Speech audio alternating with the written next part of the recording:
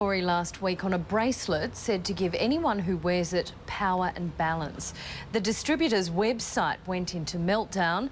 Others felt it was no more than a circus tent magician's trick.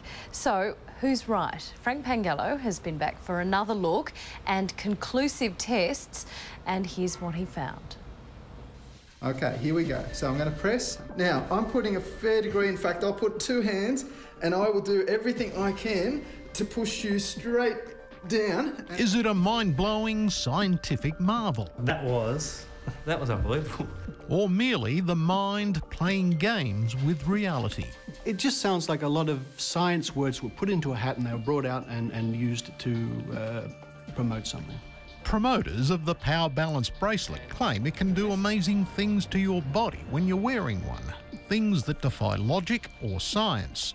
It can increase strength, balance, stability and core power, and flexibility as well. So there's a lot of things it can actually do.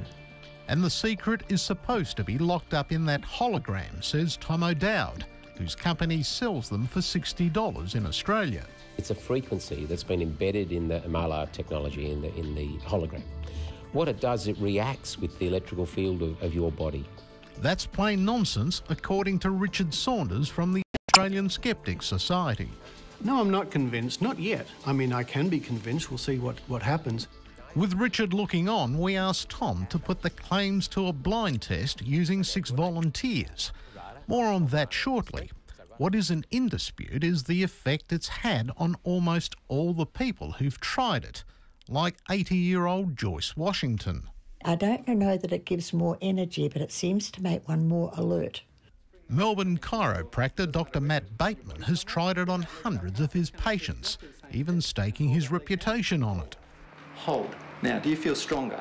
Okay, I'm putting a lot more pressure in there. There's only so much you can fake. I'm not faking 500% increased strength and stability, which is what I felt when I first did the test. I can't fake that. Dr. Bateman then demonstrated it on one of our sceptical reporters, Jonathan Creek. Any more? Can you sneak any more out of that? About there? I'm just going to bring it now. I'll put it on your forehead just for something different. Can you go any further? Whoa. I'd say again, another 2 or 3 inches. We take that away again, it'll be harder for you to hold and sustain. That's a freak. So on to our tests. Tom carried out his usual balance and strength routines, using a card embedded with that hologram, then with the bracelet. All 6 reported a positive reaction, that is, when they could see it.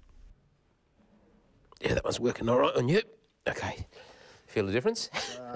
Richard thinks it might have more to do with physics or the angles which Tom is exerting his force. It's actually you're controlling whether the person is weak or strong, not the pendant. Next, a series of blind tests. I randomly placed 6 cards in their pockets. Only one, the 5th in line, had the card with the hologram. It was up to Tom to detect who had it. Well, I'm going to take a real stab at it, and I'm going to say, you've got it. So let's have a look in your pockets. Okay. Ah, well, there you go. Yeah. Oh, I don't have it. I came here a little bit sceptical and I'm still a little bit sceptical. Who's got the card? There we go. You've got it. There you go. We did the test again, and still Tom lucked out. Okay. All right. Well, my guess is this is John. It's you this time. There you go. And the people who sincerely had it were weak. So that would show that the hologram has no effect on anybody's strength. Then the same blind and random experiment using the bracelets. Tom bombed again. When Tom knew who had a hologram, we got positive or negative results 100% of the time. As soon as Tom didn't know where the hologram was, then I'm afraid it was only failure. So I suspect it was Tom, even if he didn't realise it, altering the tests. Mind over matter, perhaps. The human brain is a powerful tool, capable of extraordinary things, says Professor David Powers, who runs the Artificial Intelligence Unit at Flinders University. If you tell a person that it's going to do something and then you show it to a person, what you can find is, first of all, a placebo effect, which means that whatever you say, to the extent that they believe it, it will happen. The power of positive thinking. Take American Nick Harris. This week he turned Superman when he lifted a car off a 6-year-old girl. He tried to do it again a few times since, without success.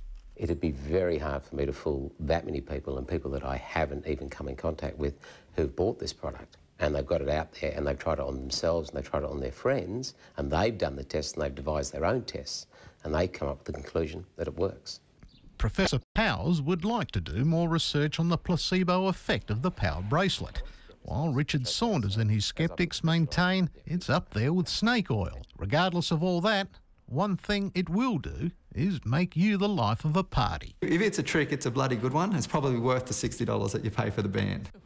There you go. Frank Pangallo was our reporter. And if you have a point of view or any evidence about the bracelet, let us know on our website. We'll have more after this. Still to come, the